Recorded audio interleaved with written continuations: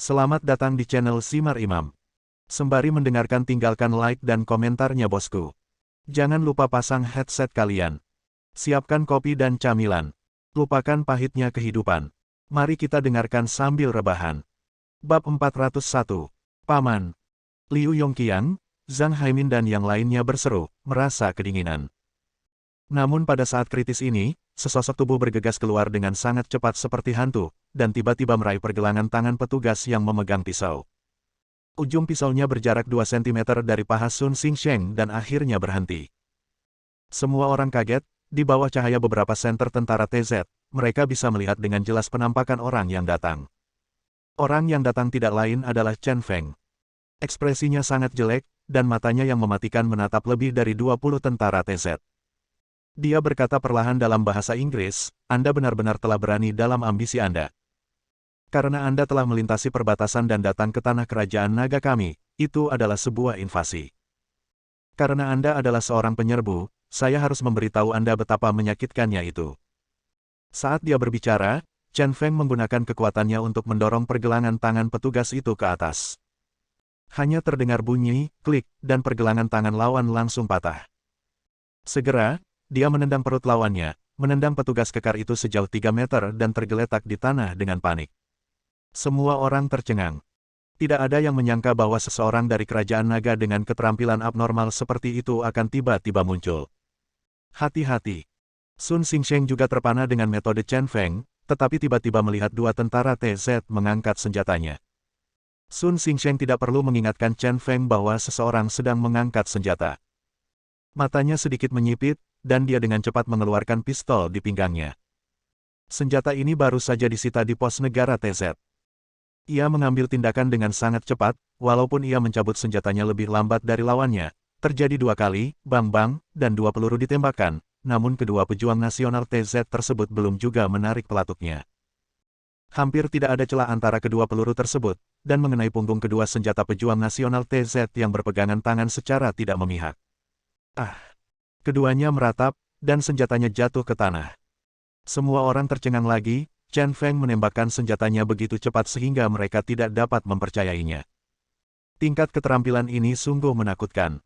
Jangan biarkan mereka pergi dulu. Chen Feng segera mengarahkan senjatanya ke para pejuang TZ.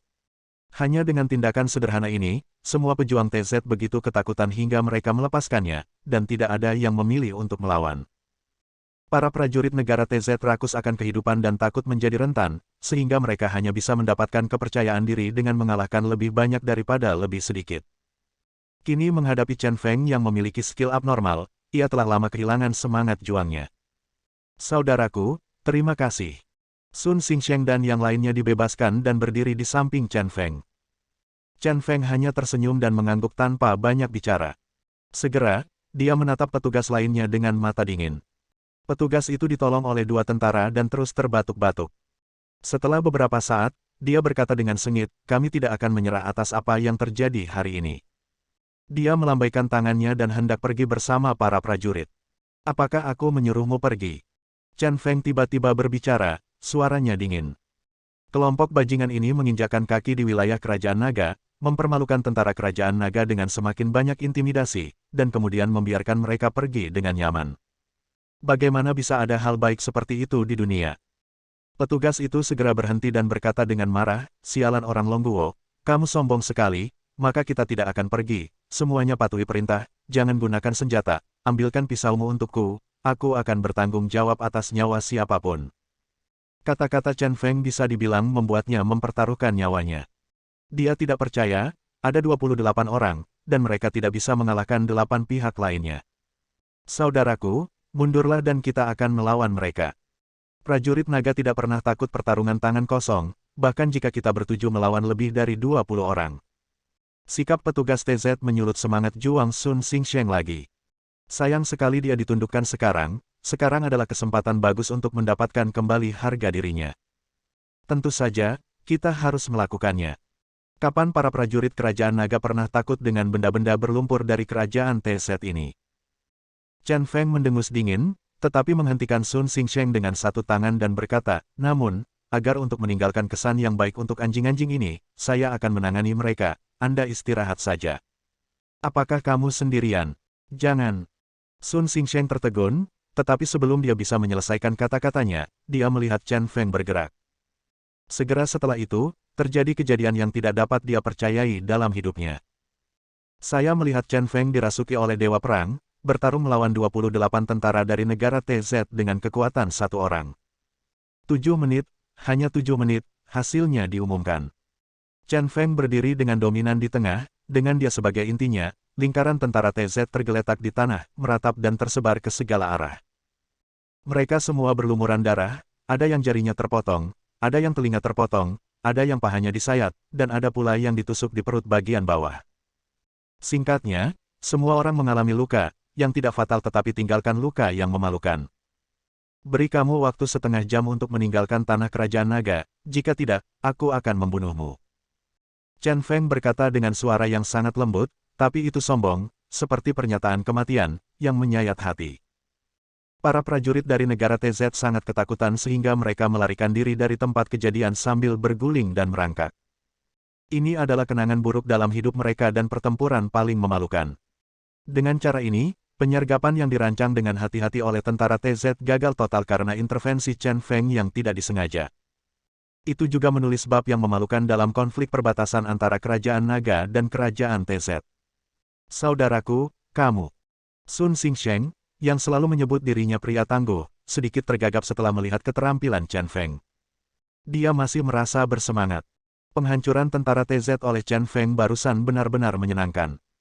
Mata Zhang Haimin juga berbinar-binar, ia mengaku pandai bertarung. Setelah melihat cara Chen Feng, ia menyadari bahwa pertarungan sebelumnya seperti anak-anak yang sedang bermain rumah-rumahan. Yang ditunjukkan Chen Feng adalah pria sejati. Oke, berhenti bicara, ayo kembali ke pos terdepan. Chen Feng tidak memiliki kebiasaan membual di gunung. Bersama Sun Xingsheng dan yang lainnya, mereka menemukan Xiaoya yang bersembunyi di balik pohon besar dan datang ke pos terdepan.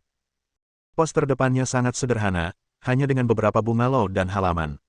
Namun di tiang bendera halaman, bendera merah bintang 5 berkibar, bersumpah akan kedaulatan wilayah negara.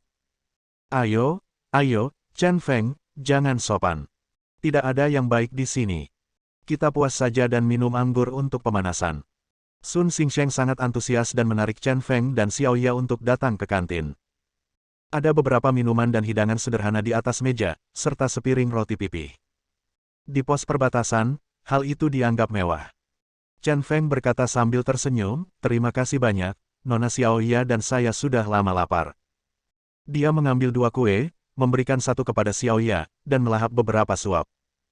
Belum lagi roti yang dibuat di pos perbatasan ini lumayan enak. Xiaoya bukanlah orang yang sok, dan dia sangat lapar, jadi dia mengambil pancake dan memakannya, dan terkesan dengan rasanya yang unik.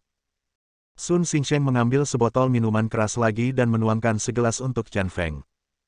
Kemudian dia menuang segelas untuk dirinya sendiri, mengangkat cangkir dan bersulang untuk Chen Feng, segelas anggur ini harus dipersembahkan untuk saudara Chen Feng. Hari ini, saudara Chen Feng tidak hanya membantu pos kami menyelamatkan muka, tetapi juga membantu negara kami menyelamatkan martabatnya. Saya akan menganggapnya serius. Saya telah menjadi tentara selama 8 tahun dan telah menjabat di pos ini selama 5 tahun. Hari ini adalah hari yang paling membahagiakan bagi saya. Dia meminumnya dengan sangat senang. Chen Feng juga terinspirasi oleh suasana ini, dia mengangkat cangkirnya dan meminumnya dalam sekali teguk. Bab 402. Setelah 3 putaran minum, Sun Xingsheng dan Chen Feng minum terlalu banyak sehingga mereka berdua menyebut diri mereka saudara. Yang lain tidak berani minum terlalu banyak, karena mereka berada di pos terdepan dan harus berjaga sepanjang malam. Xiaoya makan 2 pancake, minum air panas dan memandang Chen Feng dengan patuh. Ada pesona yang tidak diketahui pada pria ini yang membuatnya tertarik tanpa bisa dijelaskan. Setelah menikmati manfaat minum, Sun Xingsheng tiba-tiba menghela nafas, merangkul bahu Chen Feng dan berkata, saudaraku, kamu pernah menjadi tentara sebelumnya, jadi kamu seharusnya bisa memahami suasana hatiku. Secara logika, kamu tidak boleh minum sangat banyak, terutama di pos perbatasan ini, kami memikul tanggung jawab menjaga perbatasan setiap detik, 24 jam sehari. Tapi, hari ini, emosi saya benar-benar tak tertahankan. Sebulan lagi, saya akan dibebas tugaskan dan pulanglah. Aku sudah selesai. Dia tersedak oleh emosi dan meminum segelas anggur. Matanya yang penuh tekad dipenuhi air mata kengganan. Semua orang terdiam sejenak. Terutama para petarung baru yang digandeng Sun Xingsheng merasa sangat tidak nyaman. Di ketentaraan, semua prajurit adalah saudara satu sama lain. Perpisahan selalu sulit dan bahkan lebih menyedihkan. Chen Feng pernah menjadi tentara dan tahu bagaimana rasanya. Itulah perasaan seorang pria, emosi terdalam yang tersimpan di hatinya. Dia bertanya sambil tersenyum, apakah sulit menjadi seorang prajurit?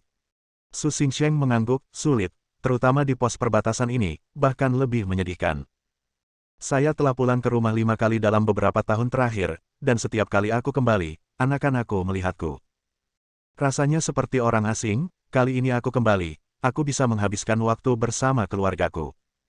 Saat dia mengatakan itu, dia menundukkan kepalanya dan tersenyum pahit. Perkataannya memang benar sekali, para prajurit yang menjaga perbatasan Ibu Pertiwi sungguh menderita. Setiap hari, ratusan mil perbatasan dataran tinggi ditutupi oleh mereka selangkah demi selangkah.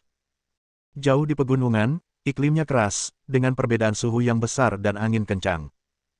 Masing-masing prajurit memiliki lingkaran besar daging berwarna coklat di wajah mereka, sehingga sangat menyakitkan untuk mencuci muka di pagi hari. Itulah akibat terkena angin dan matahari hari demi hari, dan itu juga merupakan kemuliaan tertinggi yang tersisa pada tubuh. Kalau begitu, apakah kamu menyesal menjadi seorang pejuang? Chen Feng bertanya lagi. Sun Xingsheng tertegun sejenak, dan matanya tiba-tiba menjadi tegas. Ada kebanggaan yang lebih besar di wajahnya sebelum dia berkata, saya tidak menyesal. Jika saya bisa melakukannya lagi, saya akan memilih menjadi tentara dan menjadi tentara di pos perbatasan. Setiap pagi, menonton The Rising Five bintang bendera merah, berpatroli setiap hari, dan menyentuh setiap tugu perbatasan membuatku merasa sangat bangga. Bertahun-tahun kemudian, dengan bangga aku akan memberitahu anak-anakku bahwa ayahku pernah menjaga negara ini. Katanya, matanya tidak patuh lagi, dan air mata terus mengalir. Haha, itu memalukan. Sun Xingsheng menyeka air matanya dengan satu tangan dan tertawa, menyembunyikan emosi batinnya. Chen Feng terharu ketika mendengar bahwa kehebatan Ibu Pertiwi seringkali dibawakan oleh para prajurit dan orang-orang yang berada pada posisi paling mendasar tersebut. Menjadi seorang prajurit adalah suatu kebanggaan, dan tentunya menjadi kenangan paling pahit sekaligus manis dalam hidup yang patut untuk dikenang. Suasana hati semua orang diturunkan oleh Sun Xingsheng, dan ruangan menjadi sunyi. Sun Xingsheng mengeluarkan foto dari saku dadanya, menyerahkannya kepada Chen Feng untuk dilihat, dan berkata, ini anakku, dia sangat mirip denganku. Dia sangat manis. Dia mengambilnya ketika dia berumur 3 tahun-tahun. Dia seharusnya berusia 5 tahun ini. Chen Feng melihat kebahagiaan dan kebanggaan di mata Sun Xingsheng. Ia mengambil foto tersebut dan melihat lelaki kecil itu mengenakan seragam militer kecil, topi militer, dan memegang pistol air, tampak megah. Dia bercanda, ya, dia masih kecil, dan dia memiliki aura menjadi tentara sejak dia masih kecil. Tetapi saudara Sun, kamu sangat efisien. Bukankah kamu masih menjadi tentara 5 tahun yang lalu? Kapan kamu temui istrimu sekali dalam 1 atau 2 tahun, kamu jaga anakmu? Semua orang tertawa. Sun Xingsheng menepuk dadanya dan berkata, itu karena aku tidak sabar dan cemas tentang segala hal. Meskipun aku hanya mendapat liburan 10 hari ketika aku kembali ke rumah, aku begitu saja menyerahkan bayinya. Meskipun semua orang tertawa, fakta semua orang tahu bahwa ini juga merupakan hal yang sangat menyedihkan dan tidak berdaya. Saya hanya pulang ke rumah sekali dalam 1 atau 2 tahun, jadi saya hanya bisa memanfaatkan waktu ini dan memiliki anak. Suami menjaga negara dan semua orang, dan istri menjaga keluarga kecil suaminya. Pengorbanan begitu banyak keluargalah yang telah membawa kedamaian dan kemakmuran bagi rakyat kerajaan naga. Zhang Haimin, yang selama ini mengagumi Chen Feng, akhirnya mau tidak mau berkata, saudara Chen Feng, keahlianmu sungguh hebat. Saya suka berkelahi, tetapi hari ini saya baru tahu bahwa saya biasa bermain rumah-rumahan. Bisakah Anda memberi saya ada saran? Beri saya saran. Sun Xingsheng menyimpan foto itu dan berkata dengan marah, Zhang Haimin ini suka berkelahi sejak dia masih kecil. Ada kecelakaan mobil di rumah, dan dia ditinggalkan sendirian. Akhirnya, kebetulan, dia menjadi petarung. Bagaimana sekarang? Dia juga petarung yang sangat baik, tapi dia sedikit aktif dan suka bertarung. Aku sangat iri setelah melihat keahlianmu. Chen Feng melirik Zhang Haimin, dia memiliki sosok yang baik dan bakat bertarung. Dia juga mabuk dan berkata sambil tersenyum, oke, tapi jangan salahkan saya jika Anda terluka saat saya memberikan instruksi. Tuan, Zhang Haimin sangat gembira dan berlutut di tanah dengan keras. Dia sangat serius dan tidak bermaksud bercanda sama sekali. Dia berkata dengan tegas, seorang pria berlutut ke langit dan berlutut kepada orang tuanya, tetapi saya tidak memiliki orang tua, jadi hari ini saya akan berlutut dan berlutut kepada tuan saya. Chen Feng tertegun. Dia hanya berkata untuk memberikan nasihat. Mengapa dia tiba-tiba menerima murid? Para bos departemen perang mencoba merekrut orang-orang di bawah komandonya, tetapi dia tidak pernah menerima mereka, tetapi hari ini dia dikalahkan oleh sang jenderal. Bangun! Chen Feng melambaikan tangannya. Lupakan saja, itu saja, mungkin itu takdir. Terima kasih Tuan. Zhang Haimin berdiri dengan gembira dan menuangkan segelas anggur untuk Chen Feng. Liu Yongqiang sangat iri pada Zhang Haimin, setelah bertemu Chen Feng hari ini, dia juga mengagumi Chen Feng. Dia berkata kepada Chen Feng, Saudara Chen Feng, saya melihat bahwa Anda tidak hanya seorang pejuang yang baik, tetapi Anda juga berbicara bahasa Inggris dengan sangat baik. Anda benar-benar serba bisa dalam urusan sipil dan militer. Sun Xingsheng dengan cepat memperkenalkan, Saudara Chen Feng, Liu Yongqiang memiliki kualifikasi akademis di kompi pertempuran kami. Yang tertinggi, yang juga penerjemah kami, pernah belajar di Universitas Studi Internasional Qincy. Secara logika, dia tidak seharusnya ditugaskan di sini. Dia agak tidak memenuhi syarat. Chen mata Feng berbinar, dia menatap Liu Yongqiang dan berkata, Anda berasal dari Universitas Studi Internasional Qincy. Saya akan segera kembali ke Qincy. Liu Yongqiang lebih menahan diri dan mengangguk, ya, saya belajar bahasa Inggris sendiri. Saya awalnya belajar bahasa kecil, yang tidak banyak gunanya. Ditambah lagi, saya suka menjadi tentara sejak saya masih kecil. Jadi saya datang ke sini. Chen Feng memuji Liu Yongqiang, mengatakan bahwa pos paling dasar sebenarnya adalah harimau berjongkok, dan naga tersembunyi. Setelah mengobrol sebentar dengan semua orang beristirahat hingga larut malam. Pada hari ini, Chen Feng mengingat semua orang di postingan ini.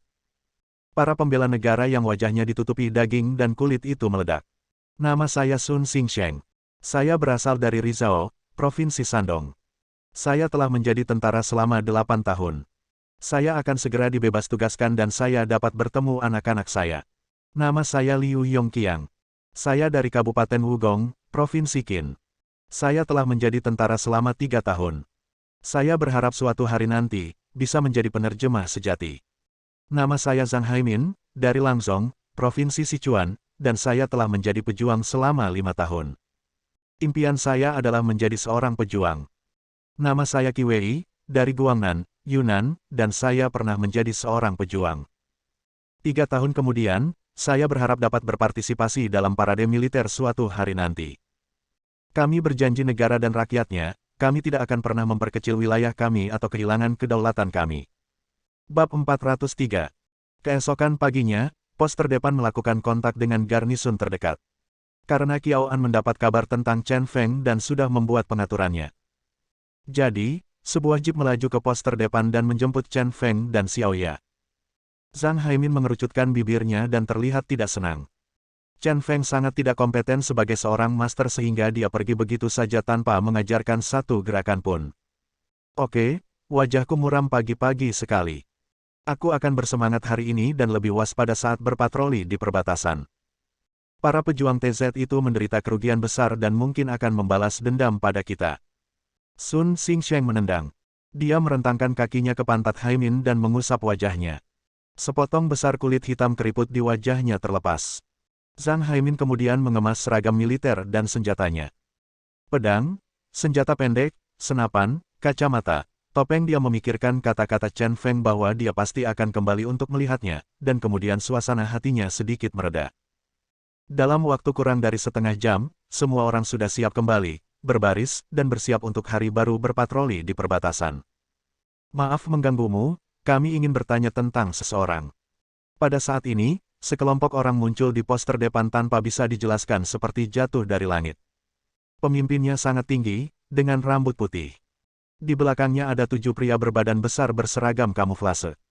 Salah satu dari mereka berpenampilan sangat dingin dan sangat mengesankan, dengan sepasang alis pedang yang menakjubkan. Siapa kamu? Siapa yang memintamu datang ke sini? Sun Xingsheng terkejut dan bertanya dengan tajam. Bagaimana orang-orang berpenampilan barat ini bisa sampai ke perbatasan antara Kerajaan Naga dan Kerajaan TZ?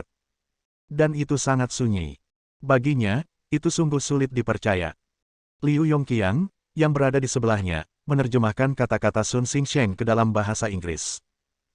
Pada saat ini, Sun Xingsheng melambaikan tangannya, dan tentaranya mengambil senapan serbu mereka dan membidik 8 orang yang tidak diketahui asal-usulnya. Dengan pengalaman bertahun-tahun sebagai seorang pejuang, dia tiba-tiba merasakan niat membunuh dari orang-orang ini. Sebagai penjaga kerajaan naga, Anda harus menjaga kewaspadaan yang tinggi. Pria jangkung berambut putih itu tentu saja adalah Reynolds. Dia awalnya menunggu Chen Feng di Maimeng. Tanpa diduga, Chen Feng mempermainkan dan mendarat dari Paji. Meskipun saya mendapat kabar di tengah-tengah bahwa Chen Feng sedang dalam perjalanan ke New Delhi untuk penerbangan lanjutan, intersepsi masih gagal. Chen Feng sebenarnya memilih untuk berkendara ke perbatasan dan kemudian menyeberang kembali ke kerajaan naga dengan berjalan kaki. Dia hampir dibuat gila oleh Chen Feng. Akhir-akhir ini, dia telah melakukan perjalanan hampir separuh dunia. Pada titik ini, Chen Feng tidak ditangkap dan diizinkan melarikan diri kembali ke Long Kingdom. Baginya, ini sungguh memalukan. Kali ini, bahkan jika dia mengambil risiko menerobos perbatasan kerajaan naga, dia masih harus menangkap Chen Feng. Suasana hati Reynolds sedang buruk. Sekarang dia ditodong pistol oleh seorang prajurit kerajaan naga. Dia sangat marah dan berkata dengan suara yang dalam, "Saya hanya ingin bertanya tentang seseorang. Tidak perlu menodongkan pistol ke kami. Selain itu, menodongkan pistol ke arah kami, saya orang yang sangat berbahaya." Liu Yongqiang terus menerjemahkan hampir pada waktu yang bersamaan. Setelah mendengar kata-kata Reynolds, Sun Xingsheng menjadi sangat marah. Ia pun mengangkat senapan serbunya dan mengarahkannya langsung ke kepala Reynolds. "Sialan, kamu datang ke pos terdepan kami dan berani menjadi begitu sombong." Dia memiliki temperamen yang buruk. Dia tidak pernah memandang baik musuh-musuhnya dan tidak peduli dengan kata-kata kotor. Mata Reynolds tiba-tiba menjadi gelap, dan dia berkata dengan dingin, "Sudah kubilang, menodongkan pistol ke arahku adalah hal yang sangat berbahaya." Ups. Begitu Reynolds selesai berbicara, sebuah peluru menembus udara. Faisal, yang bersembunyi di kejauhan dan bertugas sebagai penembak jitu resimen tentara bayaran baja, menembak. Keahlian menembaknya sangat akurat dan menembus tangan kanan Sun Xingsheng yang memegang senjata dengan hampir sempurna. Ada penembak jitu. Tentara Sun Xingsheng tiba-tiba panik, dan Zhang Haimin bahkan berteriak. Mereka tidak menyangka orang-orang ini begitu brutal, menembak tanpa peringatan, dan menjadi penembak jitu yang tersembunyi di kejauhan. Pada saat yang sama, anggota kelompok tentara bayaran baja lainnya yang mengenakan seragam kamuflase di sisi berlawanan mengeluarkan pistol dari tangan mereka dan menembak dengan cepat. Meskipun Zhang Haimin dan yang lainnya memegang senjata, mereka diserang terlebih dahulu sebelum sempat bereaksi. Orang-orang di sisi lain ini telah mengalami baptisan perang, dan emosi mereka stabil, cepat bereaksi, dan kejam. Zhang Haimin dan tentara pos terdepan lainnya yang menjaga perbatasan bukanlah tandingan mereka.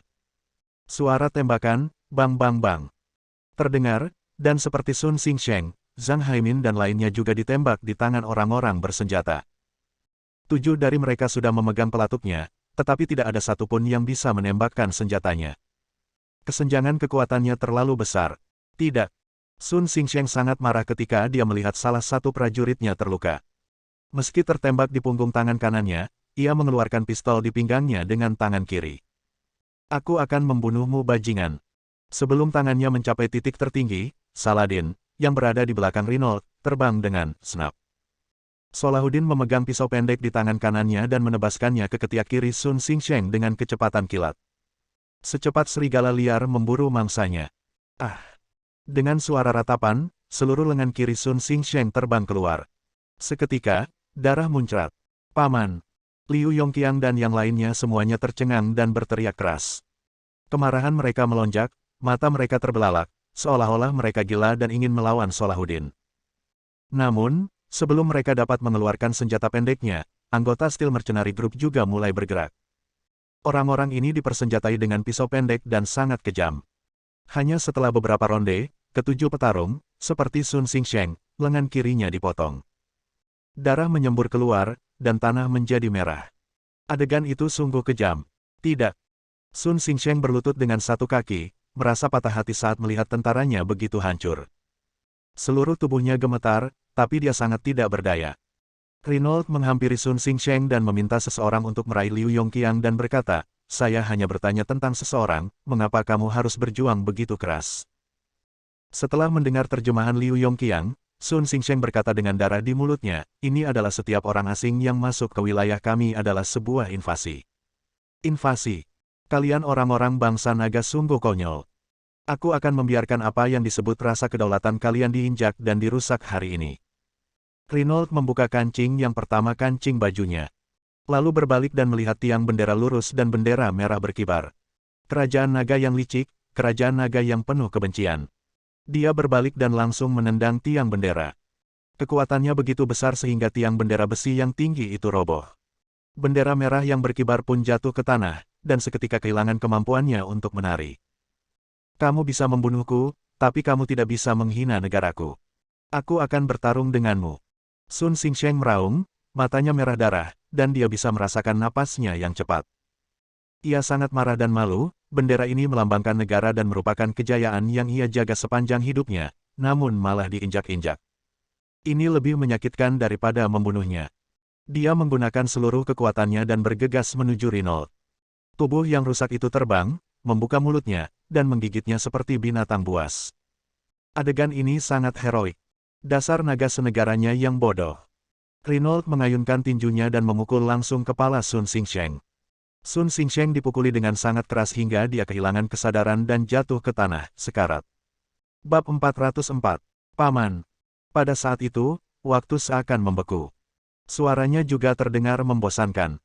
Sun Xingsheng merasakan kepalanya menjadi kosong, dan kemudian memandangi saudara-saudara yang telah bersamanya siang dan malam, dan bergegas mendekat seperti orang gila.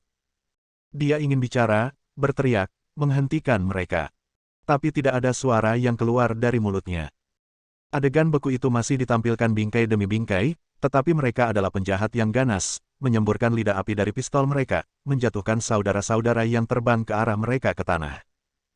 Liu Yongqiang terjatuh, Qi Wei terjatuh, Li Changde terjatuh, dan akhirnya Zhang Haimin pun terjatuh. Hati Sun Xingsheng hancur menjadi bubuk dalam sekejap. Dia melihat bagaimana penampilannya dan semua orang ketika mereka bertemu untuk pertama kalinya, melihat pegunungan berpatroli di perbatasan bersama-sama, dan melihat bendera cerah dikibarkan bersama setiap Senin pagi. Dan, di bawah bendera, kita mengucapkan sumpah bersama. Kami berjanji kepada negara dan rakyat bahwa kami tidak akan pernah mengurangi luas wilayah kami atau kehilangan kedaulatan kami. Dia patah hati dan diliputi rasa bersalah. Saat ini, suara susu tiba-tiba terdengar di telingaku. Ayah, ayah. Itu adalah putranya, yang berdiri di persimpangan desa dan berlari ke arahnya. Nak, ayah kembali.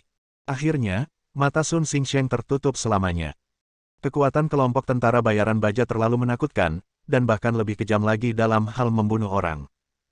Dengan kata lain, mereka tidak memiliki emosi sama sekali dan semuanya merupakan mesin pembunuh yang hidup di dunia ini. Reynolds mengeluarkan sapu tangannya, menyeka darah di tangannya, memandang tentara kerajaan naga yang tergeletak di tanah, dan mendengus dingin. Kesombongan yang saya rasakan dari Chen Feng beberapa hari terakhir ini tiba-tiba menghilang, dan saya merasa jauh lebih nyaman. Berapa banyak yang masih hidup? Dia bertanya pada Solahuddin.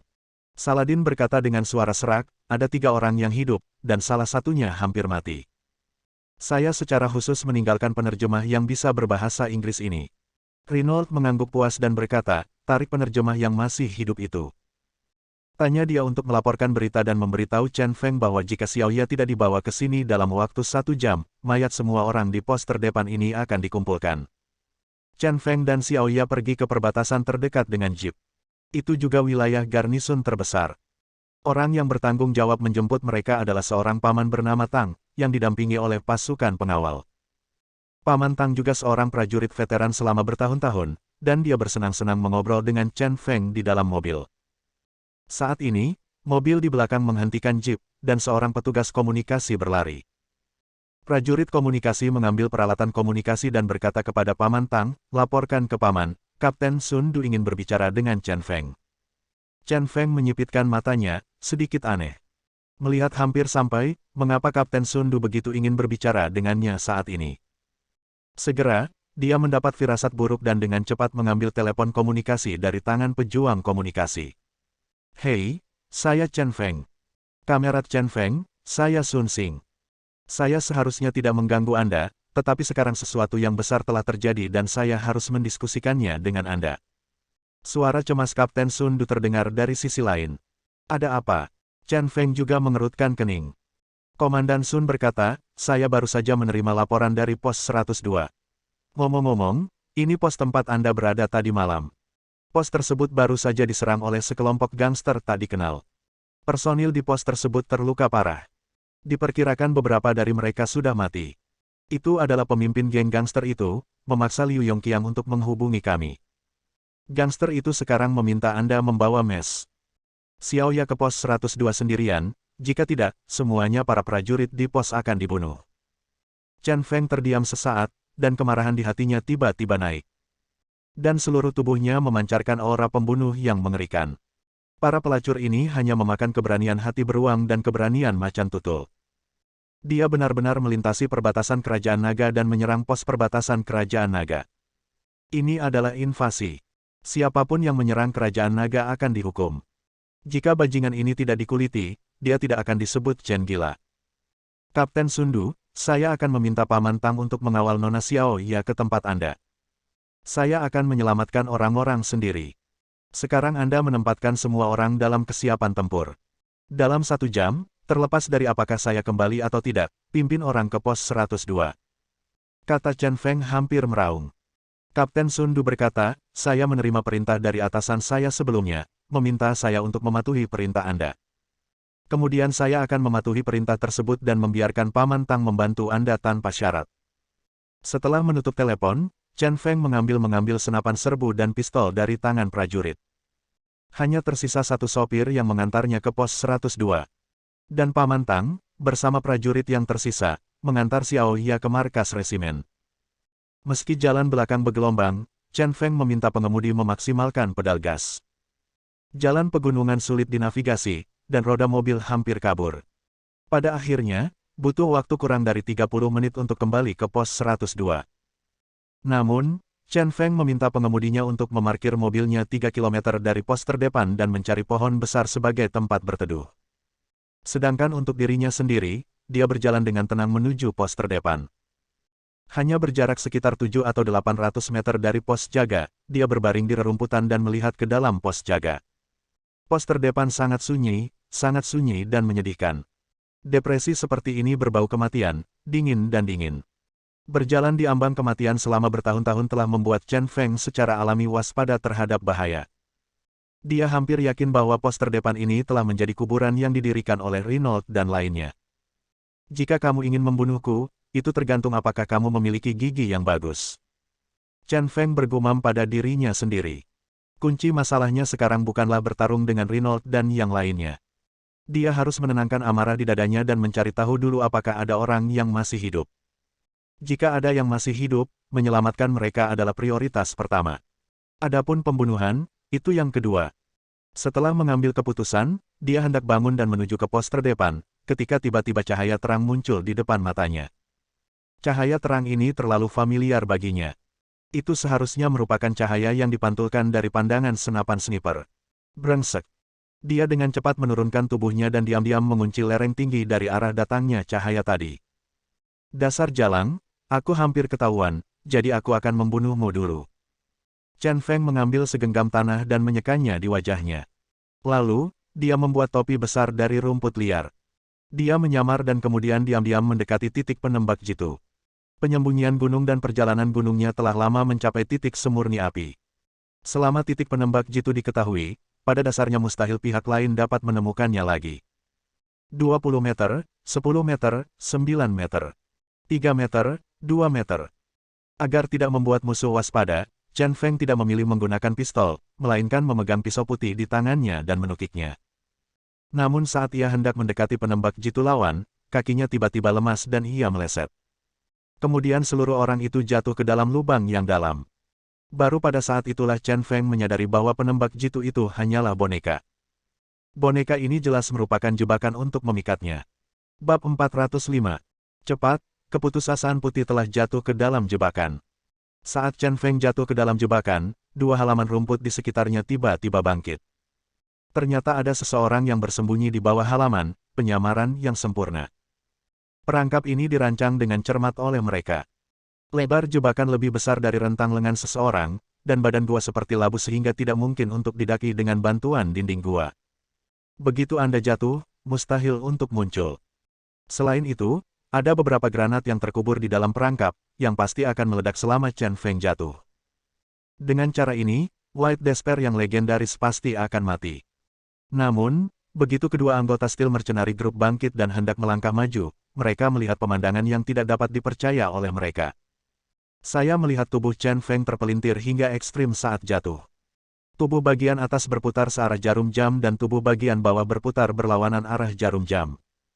Kemudian torsi dilepaskan, menyebabkan tubuh Chen Feng terbang ke udara selama setengah detik. Setengah detik itu sepertinya dipinjam oleh Chen Feng dari Tuhan, dan dia sangat mendominasi. Dalam setengah detik ini, pedang bermata putih di tangan kanan Chen Feng muncul dan terbang keluar. Itu dimasukkan secara tidak memihak ke dalam batu gunung dan terjepit erat. Saat ini, Chen Gila mulai terjatuh. Tapi ketika dia jatuh, dia mengaktifkan mekanisme di tangannya, dan rantai pedang putih itu berkontraksi, dan ada gaya tarikan. Melihat dia akan jatuh ke dasar gua dan menginjak mekanismenya, dia menggunakan kekuatan ini untuk kembali ke tanah. Kedua anggota kelompok tentara bayaran baja juga telah lama berada di medan perang, tetapi mereka juga tercengang. Mereka belum pernah melihat gerakan luar biasa seperti ini. Kalian berdua bajingan, mati. Chen Feng sangat marah setelah diserang secara tiba-tiba. Dengan jabat tangan kanannya, kekuatan yang kuat disalurkan langsung di sepanjang rantai ke bilah pedang putih. Bilah putih itu terlihat menembus batu, meninggalkan celah panjang dan sempit pada batu tersebut. Baru kemudian kedua anggota resimen tentara bayaran baja sadar, mengangkat senapan dan menembak ke arah Chen Feng. Dadada. Pelurunya mengenai, dan Chen Feng melompat. Pada saat melompat ke depan, dia mengangkat senapannya dan menembak ke arah lawan. Kedua orang ini bukanlah orang biasa, mereka dengan cepat mengelak saat Chen Feng menembak. Kedua belah pihak gagal. Ups! Saat Chen Feng mendarat di tanah dan berguling, kulit kepalanya tiba-tiba mati rasa, dan dia segera merasakan aura yang sangat berbahaya. Dia tiba-tiba mengguncang tubuhnya, dan pedang putih itu terbang keluar dari punggungnya dan berputar dengan kecepatan tinggi. Bang! Di saat yang sama, peluru penembak jitu terbang dan mengenai pedangnya secara langsung. Pedang putih terkena benturan dan terbang ke samping, namun ditangkap oleh Chen Feng dengan tangannya. Dengan cara ini, dengan operasi yang hampir ekstrim, Chen Feng membuat lingkaran lain di sekitar gerbang neraka. Sialan! Chen Feng tidak berani berhenti dan dengan cepat berguling. Orang ini adalah penembak jitu sebenarnya dari Steel Mercenary Group. Dan dia benar-benar ahli, memilih untuk menembak saat dia mendarat. Waktunya tepat dan pengambilan gambarnya tepat. Jika itu adalah orang biasa, dia pasti sudah lama bertemu dengan Raja Neraka. Dada. Tepat setelah berguling-guling, sebelum dia bisa sepenuhnya menstabilkan tubuhnya, lawan datang lagi dengan tembakan intensif.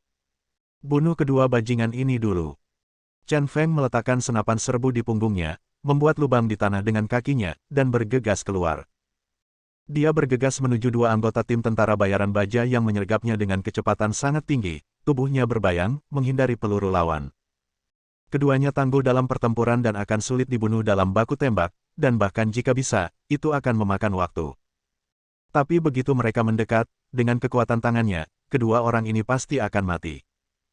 Dan dengan cara ini juga dapat mengganggu penembak jitu secara maksimal, sehingga penembak jitu tidak berani menembak gegabah dan menghindari melukai rekan satu timnya.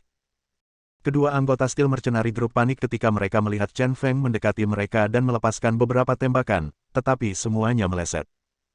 Tetapi jika Anda berbalik dan melarikan diri sekarang, Anda pasti tidak akan bisa melakukannya, karena Chen Feng akan menjadi sasarannya. Satu-satunya cara adalah dengan terlibat dalam pertarungan jarak dekat dengan Chen Feng. Keduanya memiliki ide yang sama, mereka berdua menghunus pedang dan bergegas maju. Hebat! Chen Feng mencibir. Kedua orang ini memilih untuk menghadapinya karena mereka mencari kematian. Tak lama kemudian, mereka bertiga bertarung sengit. Pedang itu berkilat dan bertabrakan tanpa ampun. Kekuatan kedua orang ini juga luar biasa, dan mereka benar-benar melawan Chen Feng selama beberapa ronde. Sangat halus dan tidak terlihat. Tetapi pada saat ini, Chen Feng menggunakan gerakan membunuhnya, dan pedang putih itu menghilang dari tangan kanannya, menyilaukan mata lawan. Segera setelah itu, pedang putih muncul lagi dari tangan kiri. Saat lawan terkena stun, ia memegang pisau di tangan kirinya dan menyayat dada lawan. Raja Neraka mengarahkan senjatanya. Lawan terluka dan kehilangan pertahanannya. Memanfaatkan kesempatan ini, Chen Feng menunjuk dengan marah dengan jari telunjuk kanannya. Dengan suara, puff jari telunjuknya langsung menembus jantung orang lain. Mata pria itu melotot dan tiba-tiba dia jatuh ke tanah. Mati. Setelah membunuh satu orang, niat membunuh Chen Feng tetap tidak berkurang, dan dia memukul anggota grup tentara bayaran baja lainnya dengan tendangan ekor buaya. Lawan bergerak ke samping, dan tendangan Chen Feng begitu kuat hingga ia menendang lawan ke samping 2 atau 3 langkah. Begitu dia mendapatkan kembali keseimbangannya, Chen Feng menyerang dengan pedang detektif hantu lainnya. Bilah putih yang berputar mengeluarkan suara, gemerincing, seperti lonceng kematian. Lawan memegang pedang dan memblokirnya. Namun, pedang yang bertabrakan dengan pedang putih berkali-kali sudah penuh celah. Tapi kali ini, bilahnya langsung dipatahkan oleh perputaran pedang detektif hantu. Setelah mematahkan pedang lawan, pedang putih itu tidak berhenti, dan memotong bahu lawan dengan suara retak. Chen Feng mencabut pedang putihnya dan mengambil kesempatan itu untuk mengayunkan tinjunya. Raja Neraka memegang jarinya. Trik yang dia gunakan untuk menerobos perlindungan energi Renault langsung mengenai pelipis lawan. Serangannya begitu dahsyat hingga seperti tusuk gigi yang ditusukkan ke dalam balon. Anggota grup tentara bayaran baja juga jatuh ke tanah, mati total. Sialan. Penembak jitu Faisal bersembunyi di tempat tinggi dan melihat semua yang terjadi melalui teropong. Baru pada saat itulah dia memahami apa yang Salahuddin katakan kepada mereka tentang kengerian keputusasaan putih. Namun, sekarang sudah terlambat, 2 bersaudara telah meninggal. Itu semua karena orang bodoh di Renault itu, dan komandan yang sangat bodoh, yang harus memaksa mereka bertiga membentuk tim untuk menyergap Chen Feng. Ini tidak buruk, tetapi yang lain akan terbunuh jika Anda menyergap yang lain. Bang bang. Marah dalam hatinya, Faisal melepaskan 2 tembakan berturut-turut. Namun, Chen Feng begitu mengerikan sehingga dia memblokir peluru dengan pedangnya yang telanjang. Dari jauh, dia mengangkat jari tengahnya secara provokatif. Sialan.